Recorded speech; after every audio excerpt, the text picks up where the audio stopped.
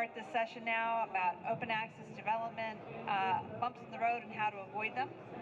We're going to start off with an introduction of what SI2 is, if you're not familiar with it. SI2 is a joint venture that develops standards for interoperability for IC design tools in conjunction with their membership. Got a very broad membership representing everything from EDA companies to fabulous chip design houses to foundries. One of the big initiatives, and one we're going to be talking about today, is OpenAccess, which is a database designed for tool interoperability technology that was originally contributed by Cadence and is maintained by them on an ongoing basis.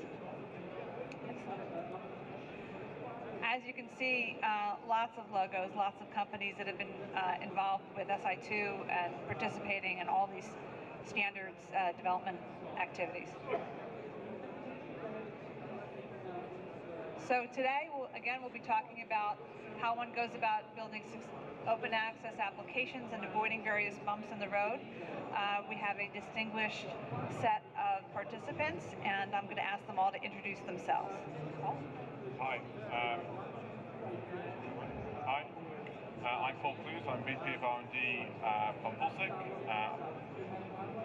I've been developing placement routing algorithms since the year 2000. Hi, I'm Shiv Sikand. I'm Vice President of Engineering at ICManage.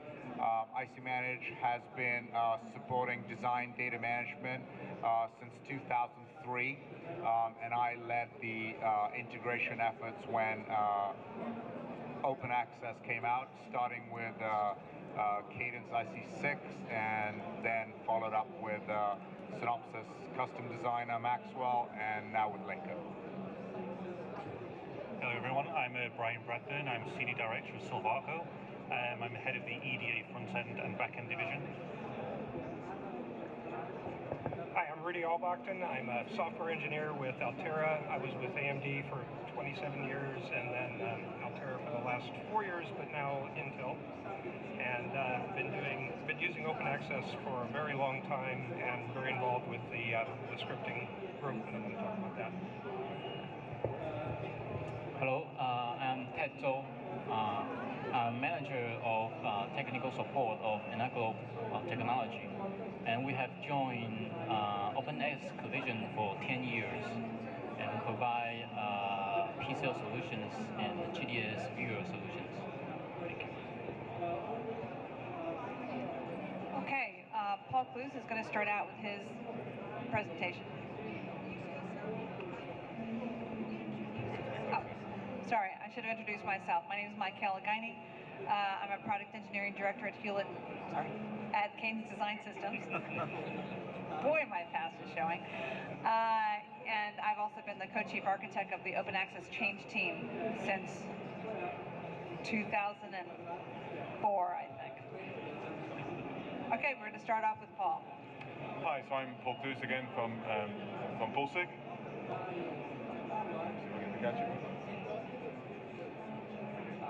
So I'm going to be showing you Animate, which is an open access-based platform. So what is Animate? Animate is an open access-based platform that performs fully automatic simulation-ready layout for transistor-level designs. Simulation-ready means that the layouts that Animate is producing contain 0 opens and 0 shorts. And this is enabled by Pulsic's unique polymorphic layout engine. Animate also has a range of other features and usages. Some of those I'm going to show you today. So this is the open access-based flow through Animate. Animate starts by reading schematic information directly from OpenAccess. It also finds the OpenAccess technology that's attached to that schematic. And from that technology information, we extract all the rules that we require to do the placement and routing. From the schematic, we generate a netlist, which is then fed into a process that automatically generates an initial set of constraints that are used to drive the placement and routing engine. And that's fed into the polymorphic layout engine. That engine generates multiple layouts for every single schematic that's fed in. There's also a way of manipulating the layouts that Animate is producing by modifying the constraints. So I'm going to show how that runs. So Animate is run directly from the directory that contains the OpenAccess libraries. And when you do that, you get a library cell view selector where you can specify the schematic that you want to load in. And in this case, I'm loading a digital PLL with an active pi loop filter. So that launches Animate's main GUI. I'll give you a quick tour of that GUI. In the middle is the schematic that we've read directly from OpenAccess. We don't change that schematic. We read it into a Qt graphics scene and simply display it to the user. On the left, you can see the hierarchy of that schematic. So Animate will read in the full hierarchy of the schematic, and then we'll start producing layout from the bottom of the hierarchy and building its way up to the top until finally we have layouts for the top level. At the bottom we have the constraints, and here I'm showing the initial constraints that were automatically generated for the op-amp inside the PLL. So you can see that Animate has recognized the current sources, and for those current sources it's automatically generated a common centroid layout, and it's done the same for the current mirror and the differential pairs. On the right we have this area that we call the wall. So the wall is where we show the layouts that Animate has produced. Initially those layouts are an abstract view where the lower level instances are contain area estimates and estimates of the aspect ratios, which allow the user to visualize the topology of the layouts that they're likely to get. And then in the background, Animate continues to crystallize those abstract views into the fully detailed simulation-ready layouts.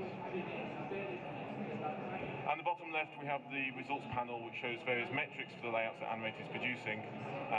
And from this panel, you can save any of those layouts back out to OpenAccess. So I mentioned being able to control the layouts that Animate produces, and that's through this high-level abstraction that is constraint manipulation. So using the constraint editor, the user can add, edit, and delete constraints. When the user does that editing, Animate automatically regenerates the layouts. There's no need for the user to start and stop the tool or to unplace and replace. Animate automatically picks up those changes and regenerates the layouts. And there's no need for the user to wait for the layout process to finish. You can manipulate those constraints while Animate is still running, and that's because all the algorithmic work is done in a background threads. And as well as generating the current level of hierarchy, Animate regenerates the higher levels of hierarchy, instantiating those new blocks that we just generated due to our constraint changes. Animate also has the ability to lock layouts. So locking a layout means that we will save that layout in its current view with its current set of constraints, and that means that you can explore different constraints and see the different topologies that you might get from different sets of constraints. So meanwhile, in the background, Animate continues to crystallize those abstract views into the fully detailed simulation-ready layouts. Here you can see the top-level PLL, which generated 7 detailed layouts. Each of those layouts is 100% rooted, 0 opens and 0 shorts, and we can do that because of the fact we're doing the placement and routing stages together. So we don't have a case where it will never be incomplete. All the layouts are guaranteed to always be 100% routed. And any one of those you can save back to OpenAccess. So some of the challenges that we faced with generating Animate based on top of OpenAccess. So we had the luxury of Animate that Animate was a ground-up development. And that's because we wanted to embed some new technology. We wanted to develop algorithms that were bespoke to transistor level design. And we also wanted to have a technology that we could multi-thread. We wanted multi-threading for 2 reasons. First of all, we wanted the continuous integration flow, where the user was able to modify the constraints while the algorithms continued in the background. And secondly, we want to take advantage of the latest multi-core processors. So what some possible problems you might encounter with a multi-threaded application based on OpenAccess? Well, first of all, not all OpenAccess functions are thread safe. Certain functions can create problems. And secondly, you might still require some bespoke data structures for particular algorithms to run on. And you've got to still, even though OpenAccess is providing thread safety, you need thread safety for those bespoke data structures as well. Typically, when you've got data that you want to share between many threads, you'll use mutexing. Mutexing works really well if you've got objects that are at the lower level of the call stack. But if you've got objects that you need to mutex higher up the call stack, then you introduce a new problem, which is deadlocking. So deadlocking is when, for example, we have two threads, and the first thread locks a resource that the second thread is using, and the second thread locks a resource that the first thread is using. So what happens in that situation is that the application will simply hang. And the problem with that, in terms of developing software, is you can't detect those problems at compile time. You can only detect those problems by rigorous runtime testing. So there are many different ways of implementing multi-threaded applications in a safer fashion. One is to use a functional style of programming. With a functional style of programming, when you're passing data into an algorithm, you don't modify that data. Any new results that you produce, you pass out as new objects. When we do that with C++, we encounter a new problem, and that's that there's no way in C++ of being able to pass in a constant reference to data, and that's because C++ is not const-transitive. So I have an example of that, a simple example. Here I have some shared data, and we can see that the compiler is going to help us out. When we try and modify variable A here with our constant data, the compiler is going to stop that and tell us that's the problem. But we can still carry on and modify variable B and C, and because they're being referenced through a pointer, and the const in C++ does not transmit through a pointer. So a constant parent object allows you to get to mutable child objects. So at Pulsic, we solved that problem by describing each of the data structures in a schema. We then automatically generate C++ from that schema, and that C++ has got some special properties. The first property is we try and store objects by value as much as possible, and then it makes as much as the code like scenario variable A at the top. If we have to use a pointer, if that pointer is for a cross-reference of information, for example, a segment referring to its net, then we make sure that cross-references are always constant. But finally, if we've got a pointer that's an object that's actually owning an object, a child object through a pointer, then we wrap that in a C++ interface that protects the constant. So for example, if you've got a constant parent object, it ensures that the child object is also constant. And if the parent object is mutable, then we allow the child object to be mutable. And then finally, we ensure that all data that's passed between threads is constant references to these automatically generated types. So the final architecture in Animate looks something like this. We have a main thread that owns the data and also controls all the GUI events. We keep OpenAccess on its own separate thread because we don't want the GUI to stall while OpenAccess is processing, so we keep all OpenAccess on its own single thread. And then we have a whole collection of threads that are used by the algorithms. Now, when we're talking to those algorithmic threads and starting those algorithmic threads up, we ensure that we pass in constant references to the automatically generated types. And then when those algorithms produce results, we pass those results back to the main thread, and we ensure we can update that main thread safely by synchronizing all of those results using a message format. And we use that same synchronization through messages when talking to the OpenAccess thread as well. And in that way, with Animate, we were able to generate a multi-threaded application based on top of OpenAccess, and we were able to complete layouts in a fraction of the time that we would have been able to otherwise with running on a single thread. And that's me. Thank you.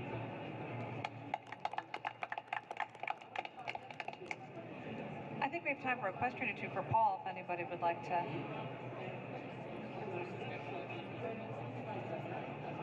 The question was, what process technology is PulseX supporting right now? Persistent.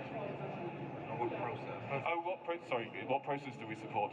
We actually support a range of different PDKs, animators, marketed down to, we focus on the planar technologies down to 28 nanometer.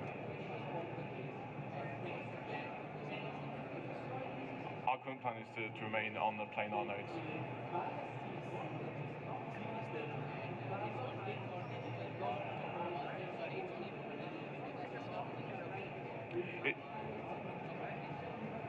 It's for any transistor level designs, so those can be analog or they could be small digital designs. Obviously it's not designed for million cell digital cell designs. Any other quick questions? Okay, if not, I'd like, next up is Brian Bradburn from Silvaco. Hi, so again, just introduction. My name is Brian Bradburn. I'm a Senior Director, Head of the EDA Front-End Back-End Division at Silvaco.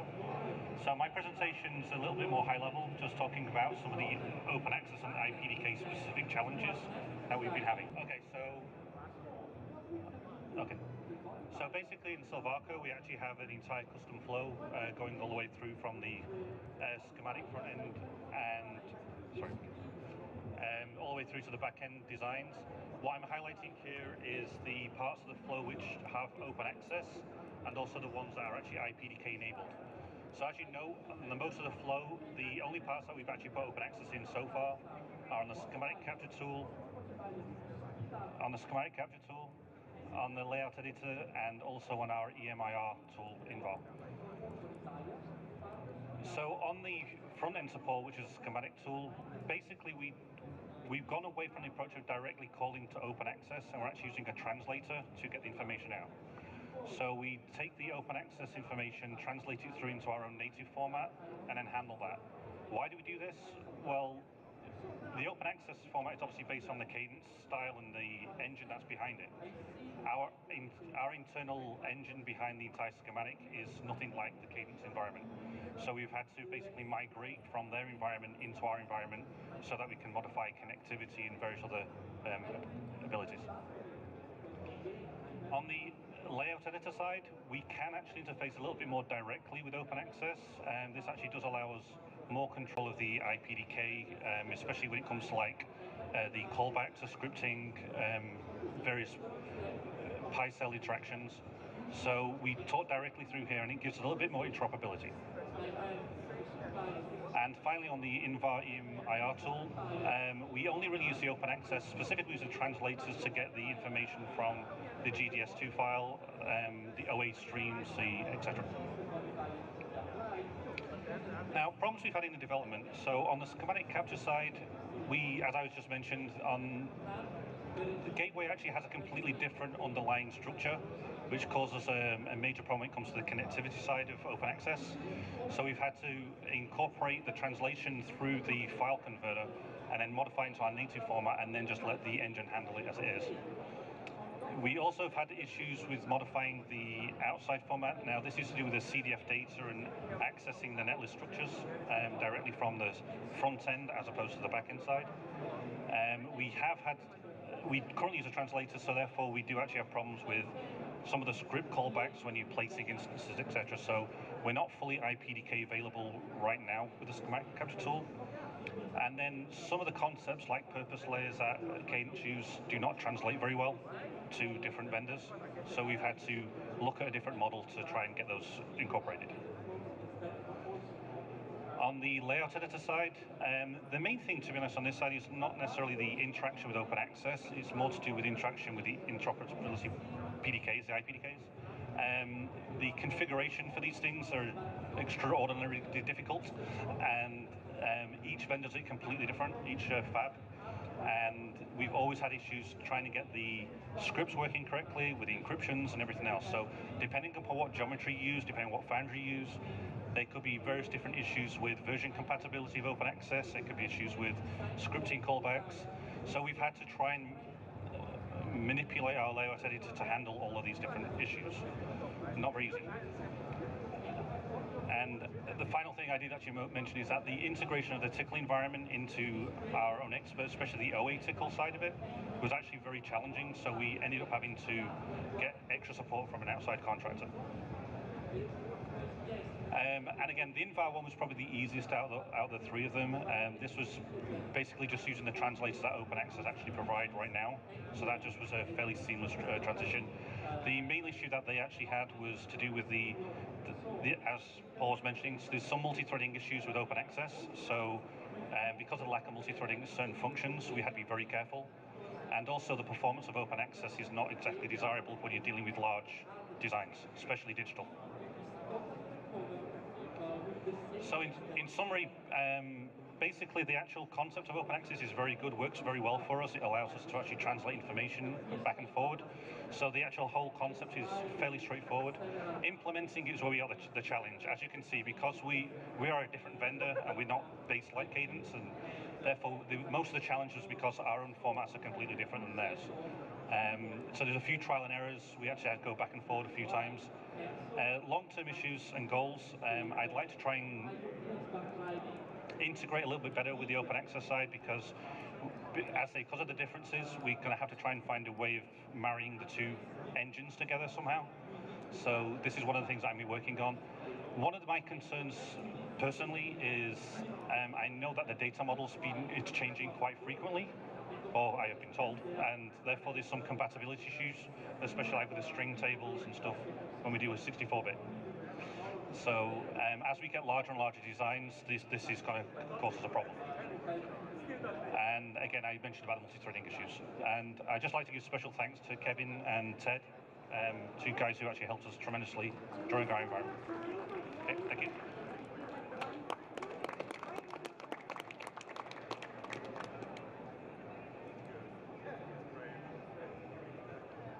Any quick questions?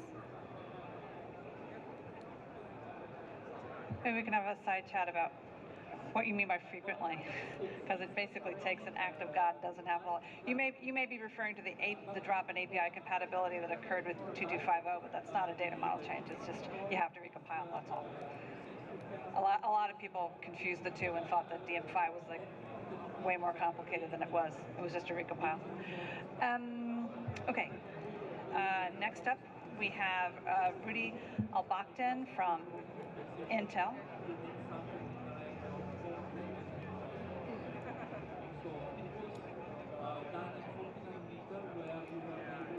Okay, so I'm Rudy Albachtin. I'm with Intel. Actually, we're Altera, but we're now part of Intel. And so I'll start off with a disclaimer that my focus with using OpenAccess is as generally on the physical side, the physical tools, physical layout. I don't deal much with schematics, so some of the issues there I don't have a lot of experience with. And I'm not going to mention any third-party tools by name or any specific projects. And we pretty much just use OAS Python for OpenAccess work. We do use the C++ API for performance-sensitive portions, but the same principles I'm going to talk about apply to any of the scripting languages. I'm also the chair of the scripting working group, and so if you've got any questions about OA script, I'll be happy to answer them now or later. Okay, so there's three general categories of how we use OpenAccess. One is we're already using a tool that uses OpenAccess. The second category, we need to interface between a tool that uses OpenAccess and another tool that doesn't. And the third category, we're doing a completely in-house solution, and we can use any database we want, including rolling our own. So the first category, we're working with a vendor tool that uses OpenAccess, but we want to do some work in OAS Python typically. So one thing we do a lot is completely generate layout automatically. We use this extensively for test structures, scribes, anything, die marking, alignment marks, all these things can be automated, and so we prefer to write them as standalone OAS Python scripts that generate layout cells.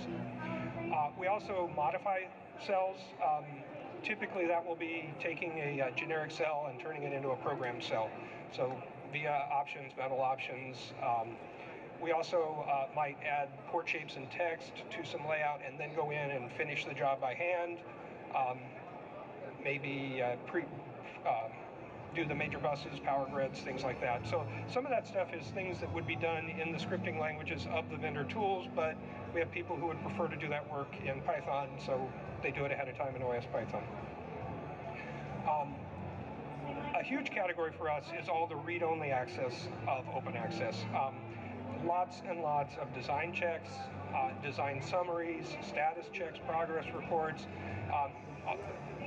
We tend to not rely on the designers saying how far along they are. We look at how far along they are. And so a whole lot of, I'm sure many of you have had a manager come to you and say, how many transistors are in this block? And so little throwaway quick stuff like that, OA script is great for that. And then we've got lots of scripts, and by definition, I don't know what these are because these are the ones that are private to a single designer or a small team of designers. They'll write things to check alignment, tweak placements. What we've found is if we show them some samples, they'll turn around and start writing all kinds of scripts. Okay, the second category was we're interfacing with an OA tool and a non-OA tool. And a lot of times there's translators, but sometimes those translators lose information. We also write our own comparison tools to make sure that nothing got mangled or dropped. And then this can also help us to do third-party tool evaluations when you've got to get the data into the tool just so you can evaluate it. So we use a lot of scripting for this work as well. And then finally, this is what I really wanted to talk about, the third category. Anytime I'm doing a custom tool that needs to track connectivity, placement, layout, in the old days, first thing I would have done is written my data structures, written my input translator, and then I get to work on the algorithm, the fun part. Nowadays, I use OpenAccess as the database and use the API. And sometimes people are surprised. They're like, wait a minute, you're not using an OA tool. Why did you need to use OA?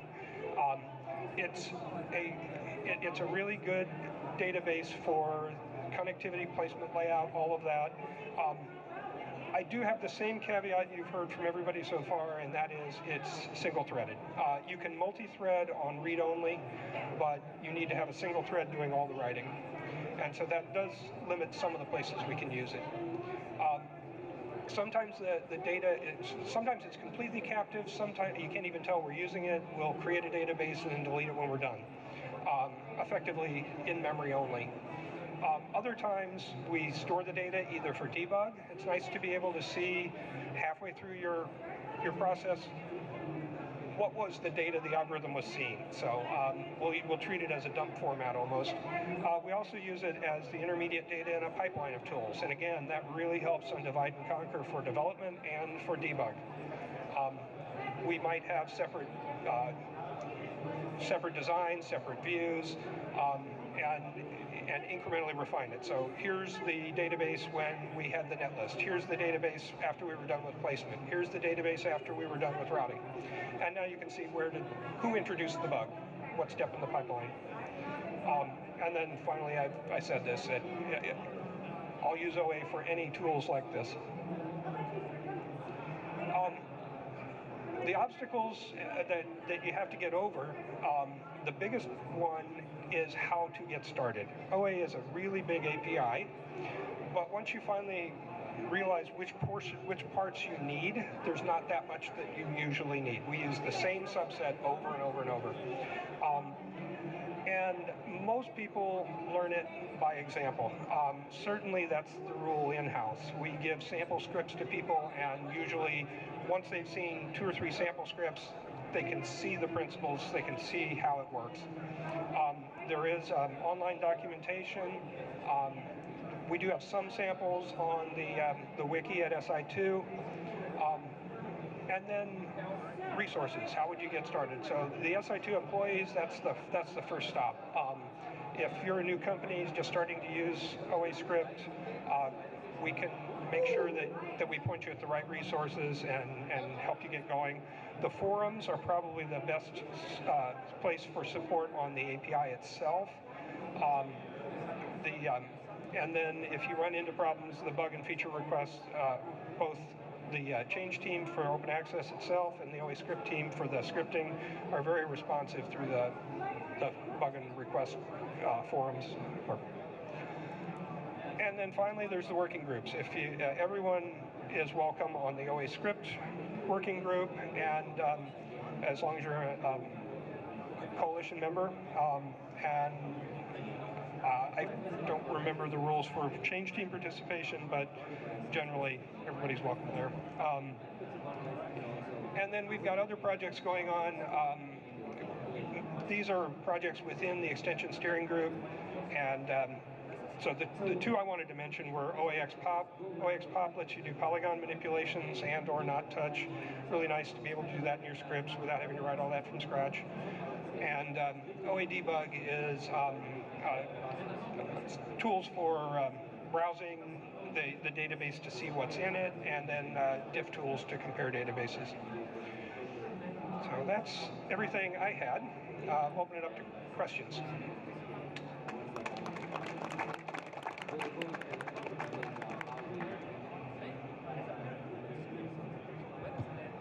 Anybody have questions for Rudy?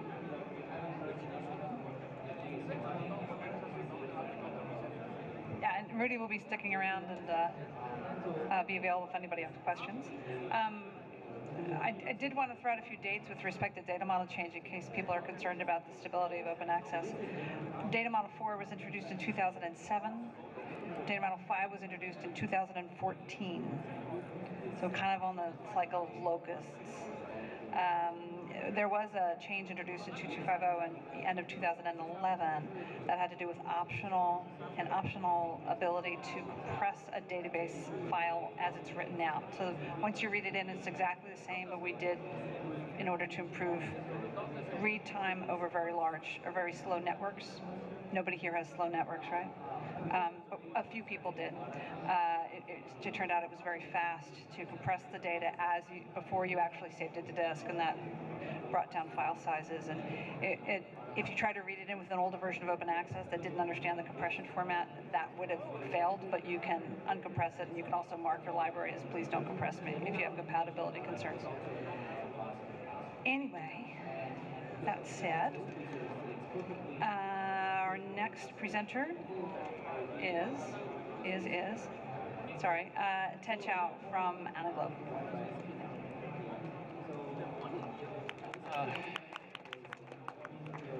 Hello, nice to be here. And actually, this is the first formal presentation given in English in my life. So I'll do my best to make this presentation clear and helpful, okay?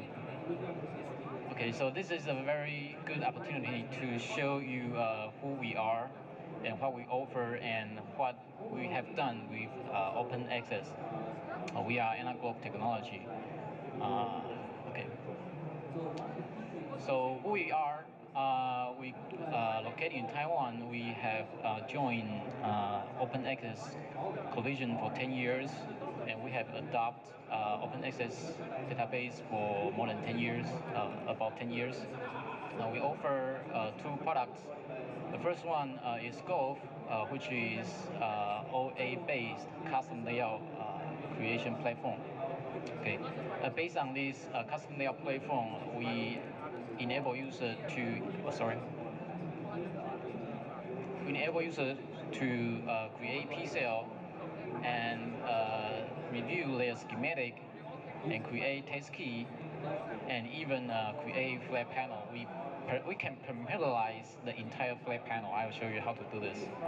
Okay, and 3 years later, we have our own database, standard database. Okay, we use this database is much efficient than OpenAccess because we need a new database to handle huge design, like 100 or 200 gigabytes or even bigger. Okay, so with this database, we can do a full chip verification like manual density check, LVL, net tracing. Okay, so this is what we offer and what we provide. I'm going to focus on PCL. Okay. Actually, the core of the PCL, I think, is the Evaluator. Evaluator is a shared library delivered, comes with your PCL development tool. It sometimes is delivered by your PDK provider or your PCL provider. And it is the evaluator that turns your parameters into geometries. Okay, and the evaluator must derive from plugin-based class of a C++ interface defined in the OpenAccess. We have to derive from this class. Okay. And how does this work? You have to define the attributes and the algorithms to create a geometry in the evaluator. In our case, we provide a lot of different building blocks like rectangle, finger, spiral, something like that. So we have to define the attributes needed for a rectangle, attribute needed for a finger. For example, the attribute needed for a rectangle may be its height, its width, its origin, and their purpose that it will be created on. Okay, for a finger, the attribute may be number of finger, the finger width, and finger spacing. Okay, so given this attribute and the parameter, we can turn this parameter into geometries like this. Okay. And we offer more than 40 different building blocks. Okay. So with these building blocks, we can construct a lot of very difficult, very complicated PCL design.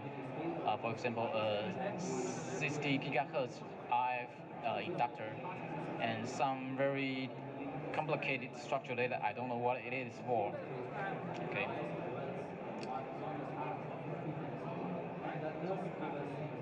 And you can use Go PCL to create a TestKey. Okay, this is a 28 nanometer TestKey we created for our user.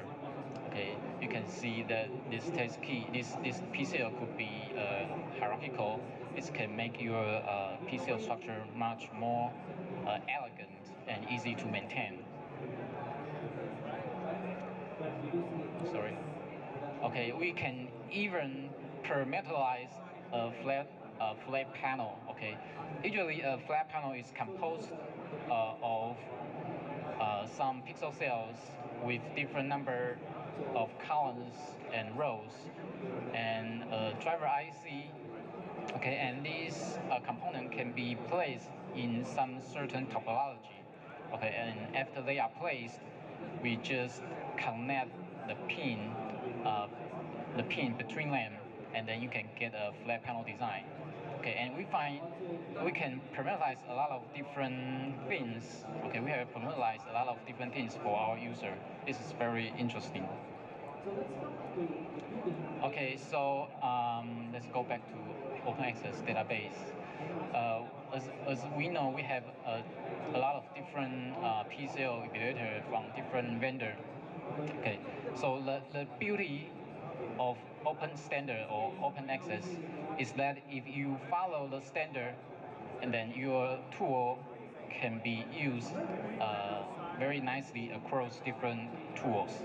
Okay, so so this is true for Go PCL. Our evaluator could be work nicely in other tools. Okay.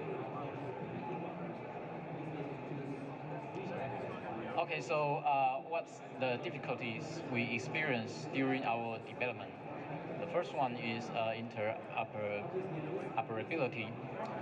Sometimes we find that if the OA version of the third-party tool and the Go PCL evaluator are different, then the mechanism may not work. Okay, so it turns out that we have to align the OADB version, and then the problem goes away. Okay, this is the interoperability problem. The second problem is performance. And currently, we use FileSys DM system, which use directory structure, okay, and it is not efficient, especially when user create hundreds or thousands of cells in one shot. Okay, this is usually what WAT people do to create their TestKey. Okay, so this is not efficient. And I was told that the Turbo DM is much more efficient, but it is not production ready. So before that, maybe the multi-thread scheme proposed by Paul may be helpful. But at this time, we are on our own, and we provide another solution. Okay. The solution is that we evaluate the P cell and create a submaster in the memory and convert the submaster into ThunderDB and then save them to the GDS. So this can extremely reduce the file I/O, disk I/O, and then can speed up the runtime a lot. Okay.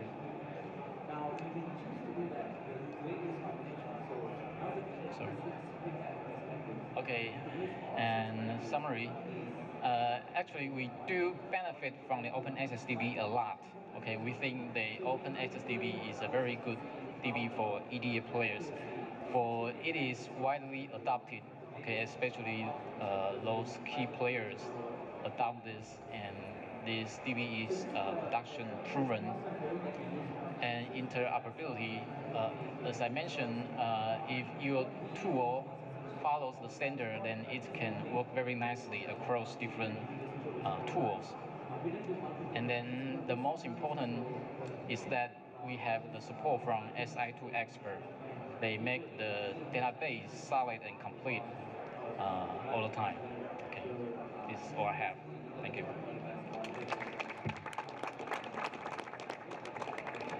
Okay, while we're waiting for the slides, does anybody have any quick questions?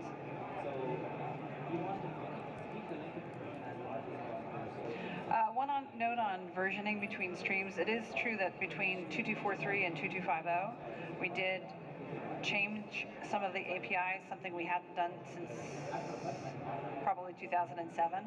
And so if you are running against 2243 originally and you compile against 2243, those shared libraries or plugins won't work until you recompile against 2250 if you want to run with 2250.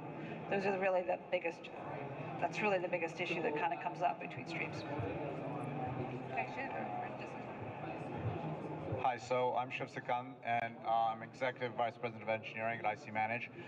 We use OpenAccess a little bit differently, right? Since we're a design data management company, we treat OpenAccess essentially as piles of files approach, and we're moving the files around in interactive sessions like layout editors, schematic editors, providing interactive environment for users to do check-in and check-out of files. So we're actually not, inside OpenAccess itself, right? We're not writing structures or manipulating the database of OA structures directly. We're moving only files. So we're dealing with revision control and configuration management in popular OpenAccess applications.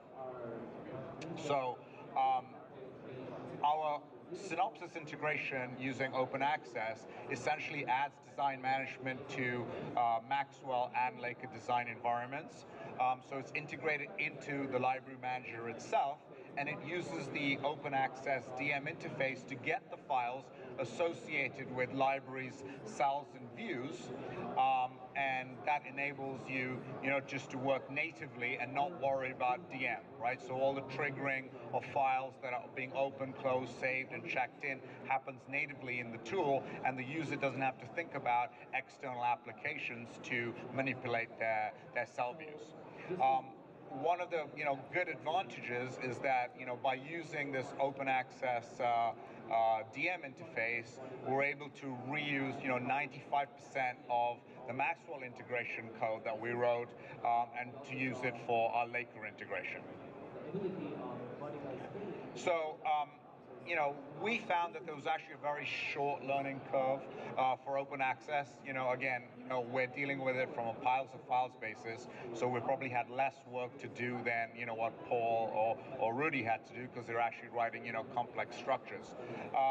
I would say that from our perspective, the, you know, OA DM documentation, which is the layer that we use, is very good. It's mostly complete. The source code is well commented and well structured, and we found that to be really quite excellent. The DM interface was, you know, natural, straightforward to use. There was some minor, you know, effort to build this, you know, designer-centric, you know, interface, but, you know, it didn't really take very long if you're familiar with data management in general and the, you know, the libcell view, you know, data model. So here is, you know, our integration with, you know, the custom designer interface for Synopsys, and you can see on the right-hand side that there's, you know, icon information and status information, version information available directly in the library manager, so that you can, you know, check cells out, check cells in, and view their status and their version numbers. The same thing you see here is, you know, in the Laker interface, it offers, you know, some pull-down menus where you can do, you know, synchronization of your workspaces, you know, populate your libraries and perform, you know, DM operations, either flat or hierarchically. For the Cadence Library Manager, which is, you know, essentially Virtuoso, we had a completely different approach. We didn't use any of the OA code. We used the Cadence, you know, DDPI integration, which abstracts all file operations within Virtuoso itself. So in the case of Virtuoso, we just had to be familiar with, you know, OpenAccess file name conventions and not have to do anything directly with the OA DM system.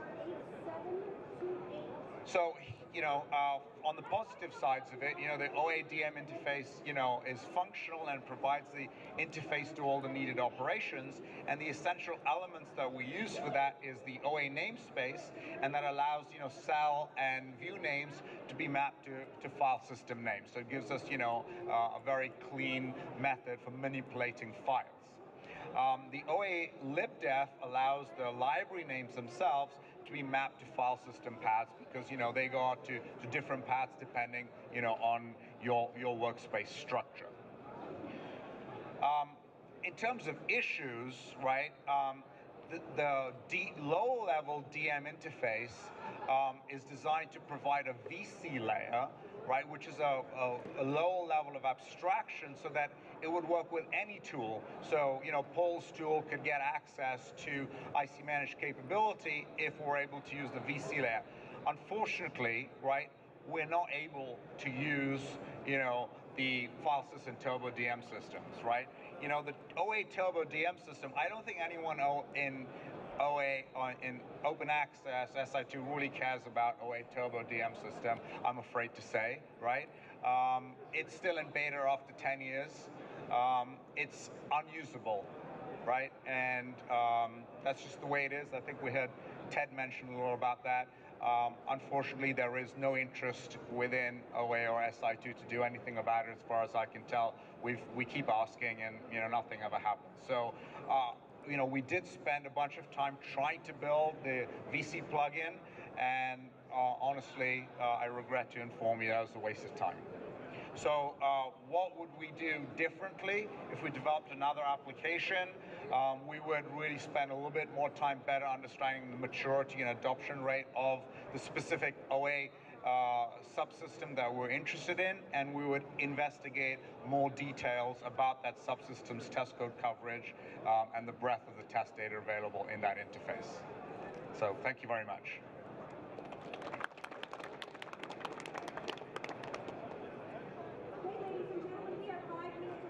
Thanks, Shiv. Yeah, it's a fair cop on the Turbo. We have really kind of not put anything into it at VC, so mea culpa. I think it does now. I think it would be useful because it would allow more OA applications to work natively, right? So that, you know, Paul's tool or Ted's tool, you know, or Brian's tool could just natively use design management capabilities without us having to go in and build a specific interface. We built a specific interface for Laker, a specific interface, for Maxwell, and a specific interface for Virtuoso. And if the VC plugins worked, we wouldn't have to do that, and everybody, all these tools, and all the customers could have a interoperable solution. So, that's my stake in the ground. Yeah, no, it's a true thing. With respect to Turbo, I would say I think VC, it's the interface that might be the issue.